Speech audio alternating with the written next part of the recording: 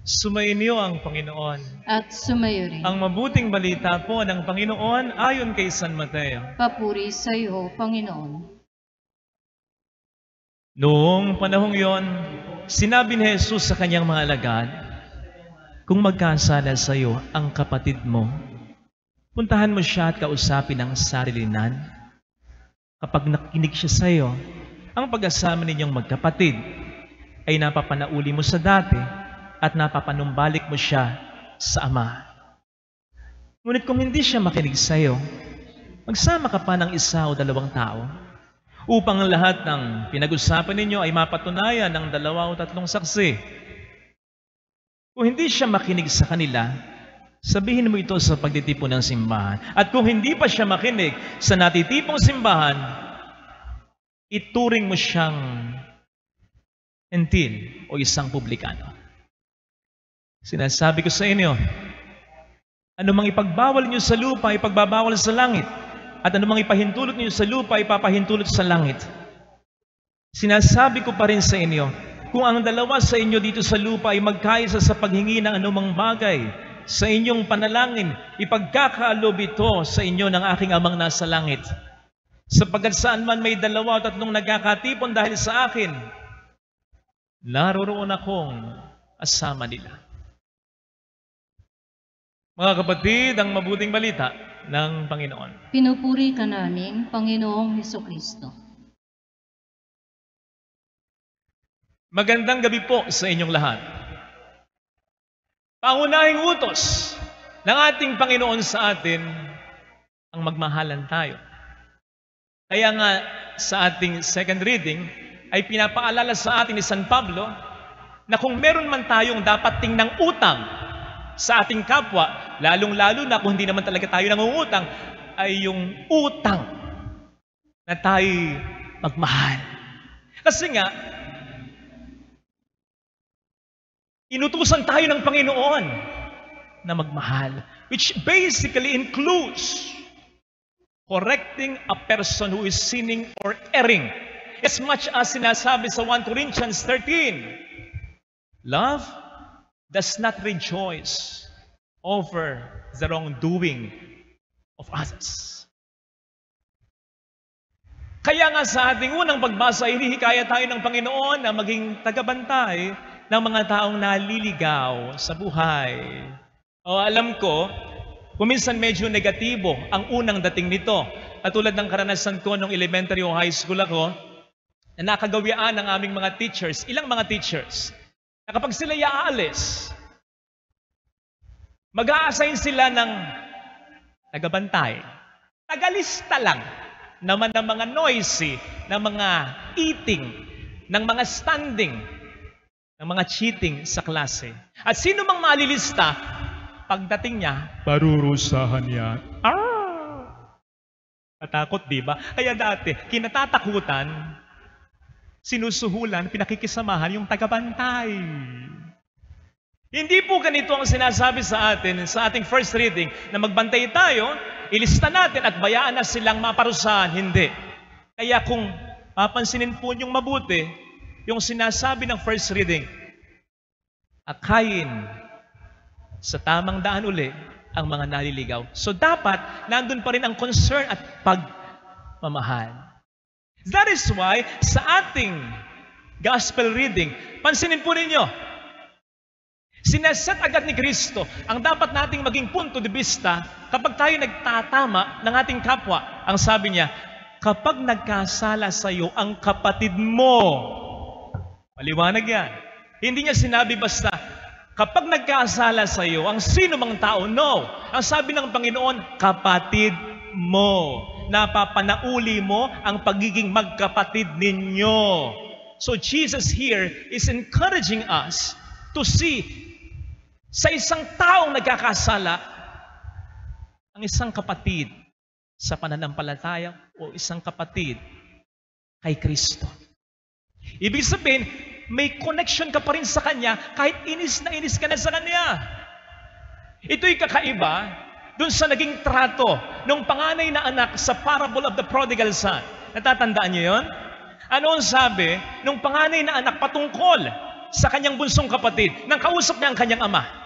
Ngunit nang dumating, yung anak niyo yan, hindi yan sinabing, subalit nang dumating, yung kapatid kong yan. Ang sabi niya, nang dumating ang anak niyong yan, na naglustay ng inyong kayamanan sa masampay, kayo pa yung nagpa-party. Kaya galit na galit siya eh. Kaya makikita po ninyo ang magiging epekto kapag inihiwalay natin ang ating sarili sa kapwa natin na nagkakasala sa atin. Kahit na siya ating kadugo, iko-condemn natin. Pero kapag nakita natin na konektado pa rin tayo sa taong nagkakasala sa atin, kahit hindi natin ito kadugo, ang mangigibabaw sa galit ay yung pagtatama pa rin at pagnanais pa rin na ito'y magbago. So pagmamahal talaga, concern talaga ang siyang pinakasekreto. That is why sa ating gospel reading, nagbigay ng mga hakbangin ang Panginoon kung paano natin itatama ang ating kapwa, which by the way, should also be governed by love. Una, sabi niya, kapag nagkasala sa iyong kapatid mo, kausapin mo, personal. Huwag mo munang sasabihin sa iba. Huwag mo munang i-Facebook para kang tanga. Kasi ano ba naman ang kinalaman namin sa samaan nyo ng loob dalawa? Ha? Manghuhula pa kami kung sino yung pinatatamaan mo kasi basta nag-post ka na parang sikretong malupit, walang clue. Pero alam namin may pinatatamaan ka. Kaya ang mga chismosa, mag-uusap-usap na, sino kaya? Kapatid kaya niya? Asawa kaya niya? Kapitbahay? Biyanan manugang kaya niya ang pinatatamaan niya? So what you're doing basically is that you are building a case against this person. Kasi parang trial by publicity ang ginagawa mo sa kanya. Kasalanan man niya o hindi talaga. Kaya kapag ibinunyag mo na sigurado namang ibubunyag mo. Sigurado. Hindi totoo yung sinasabi mong, hayaan mo na, hindi ko nasasabihin. Sabihin mo rin, ipipm mo rin. At pag nalaman ng tao, tiyaran! Ayun, ang tindi na ng problemang haharapin niya. Now, do you call that love? No. That's spreading hate. Do you call that correction? No. That is condemnation. And when that happens, maaaring sa mata ng Diyos, ikaw na ang nagawa ng kasalanan, pero baka ikaw pa ang lumitaw na mas makasalanan. Lalong-lalo na kung sa kasalanang ginawa sa iyo ay makaahon ka, samantalang siya sa paninirang puri na ginawa mo sa kanya ay hindi na. Kaya mag-ingat ka. So personal muna. Father, hindi naman ako ganun eh. Hindi ko kayang personalan. At paano kung hindi makinig? Alam na ni Kristo pwedeng mangyari yan. Kaya may second step eh. Ang second step ay magsama ka ng 2 o 3 saksi. Who, by the way, should also see that erring person as a brother or as a sister. Huwag kang magsasama ng tao na walang malasakit sa taong itatama mo. Mas maganda nga kung ang isasama mong tao ay close sa taong pagsasabihan mo para mas maramdaman niya ang pagmamahal at concern mo. Father, kapag hindi pa rin nakinig, anong sabi ng Panginoon? Isumbong mo na sa simbahan. At kapag hindi pa rin nakinig, ituring mo ng hentil o publikano. Na madalas, na-interpret natin as a form of giving up. Na para bang, hindi na nakinig. Ilang beses nang pinakiusapan, ayaw pa rin. O give up na. Hayaan nyo na siya. Parusahan nyo na lang siya. Bahala na siya sa buhay niya. Wrong. Mali. Tama ang sabi ng Panginoon, ituring nyo na siyang hentil o publikano. Pero ang susi dito ay ang tanong, paano nga ba itinuring ni Kristo ang mga hentil at publikano? Did Jesus give up on them? No. He waited for them. He believed in them. He hoped for them. O di ba yan ang sinasabi tungkol sa pag-ibig? Again, sa 1 Corinthians 13, love endures all things, bears all things, believes, hopes, love. Ganon ang pagmamahal. Kamakailan ay meron akong na-post ang admin ko sa page ko. na-post yung isang sinabi ko. I-refresh natin ang memory ninyo. Ang sabi ko doon sa quote ko, tama na ang bawat relasyon, hindi ko masyadong nababasa, pero ganito ang pagkakaunawa ko. Tama na sa bawat relasyon, mayroong lungkot at saya. Pero kapag marami na ang mga moments at dahilan na ikaw ay malungkot kesa sa ikaw ay masaya, hanggat may oras, lubayan mo na. Kasi sign na yan, tanda na yan, na unti-unti, mawawala na ang kahit anong saya. At puro lungkot na lang ang matitira. Hindi ko po gustong kontrahin yan ngayon. Pero ang gusto kong sabihin, hindi po pwedeng i-apply yan sa lahat ng relasyon at pagkakataon. Kasi may mga relasyon at pagkakataon na kahit ano pa ang maramdaman mong sakit at hirap, hindi ka po pwede na agad mag-give up.